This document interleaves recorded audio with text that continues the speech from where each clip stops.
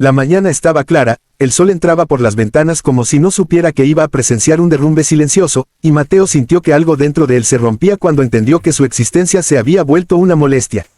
No fue un grito ni un portazo lo que marcó el inicio del final, sino una frase dicha con cansancio, con hastío acumulado durante años, una frase que no buscaba herir y por eso dolió más, porque era honesta.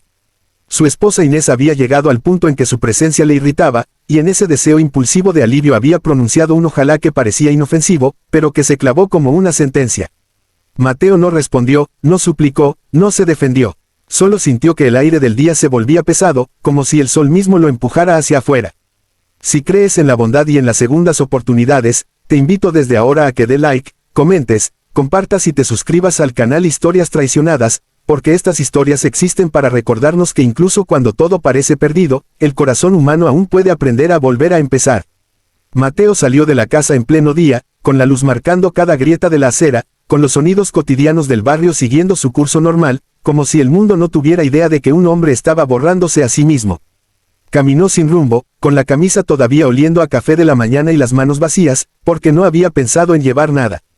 Había dedicado 15 años a construir una vida sencilla con Inés, levantando rutinas, pagando cuentas, soñando con vacaciones que siempre se posponían. Nunca fue un hombre grandioso, pero sí constante, y esa constancia se había vuelto invisible. En el trabajo, en una pequeña imprenta del centro, Mateo había sido siempre el primero en llegar, el último en irse, el que resolvía problemas sin levantar la voz. En casa, cocinaba los fines de semana, arreglaba lo que se rompía, escuchaba silencios que nunca se transformaron en conversaciones. Con el tiempo, Inés había empezado a verlo como un mueble más, algo útil pero estorboso, y ese día la luz del sol solo iluminó una verdad que llevaba tiempo creciendo. Las horas avanzaron con una lentitud cruel.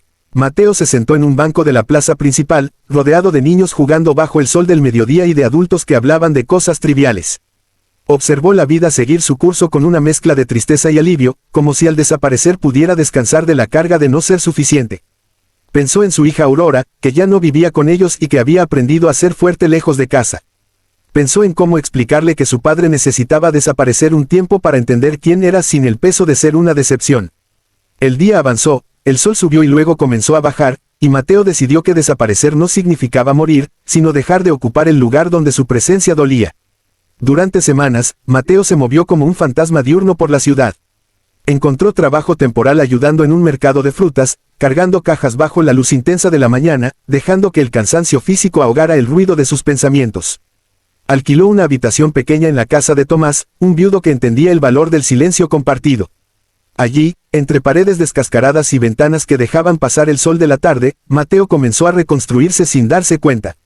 Aprendió a desayunar sin prisa, a caminar sin miedo a llegar tarde a ningún lugar, a mirar su reflejo sin preguntarse si molestaba. Cada día, la luz del sol le recordaba que seguía vivo, que su desaparición no había detenido el mundo, pero sí había cambiado el suyo.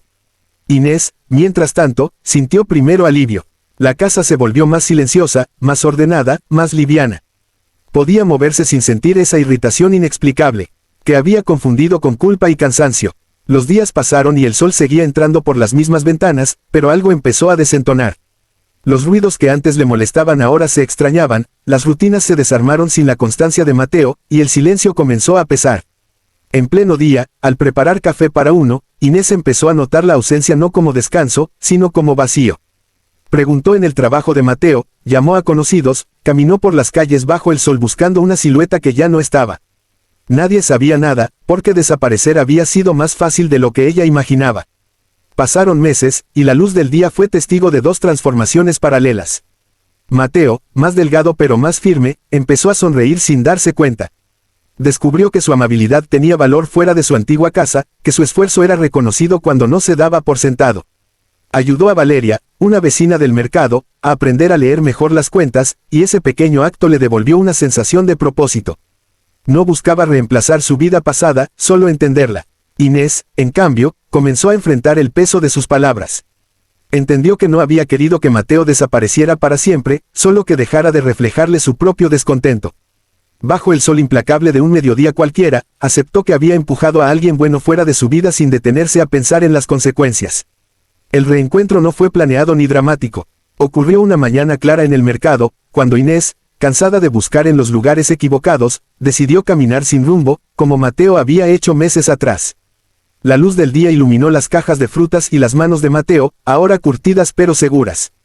No hubo palabras directas ni escenas exageradas, solo miradas que se encontraron cargadas de todo lo no dicho. Mateo no sintió rencor, pero tampoco urgencia. Había aprendido que desaparecer lo había salvado de desaparecer por dentro. Inés, frente a él, entendió que el deseo pronunciado en un momento de irritación había tenido un precio alto, y que las segundas oportunidades no se piden, se construyen. Los días siguientes fueron de conversaciones largas sin reproches explícitos, de caminatas bajo el sol donde ambos reconocieron errores y silencios. No hubo promesas grandiosas ni finales perfectos. Mateo decidió no volver a la casa de inmediato, porque necesitaba honrar al hombre que había aprendido a ser durante su ausencia. Inés aceptó esa distancia como parte del aprendizaje. Ambos entendieron que el amor no sobrevive a la indiferencia, y que las palabras dichas a la ligera pueden empujar a alguien a desaparecer de verdad. Si esta historia está tocando algo dentro de ti, si te recuerda a alguien que se fue o a alguien que no supiste valorar, te pido desde el corazón que interactúes con este video, porque cada historia compartida es una forma de acompañar a quienes aún están buscando su lugar bajo la luz del día. Mateo siguió trabajando en el mercado, ahora con la certeza de que su valor no dependía de ser tolerado, sino de ser respetado. Inés comenzó un camino de introspección, aprendiendo a convivir con sus propios vacíos sin culpar a otros. Aurora, al enterarse de todo, comprendió que a veces perderse es la única forma de encontrarse, y que su padre no había huido, había sobrevivido.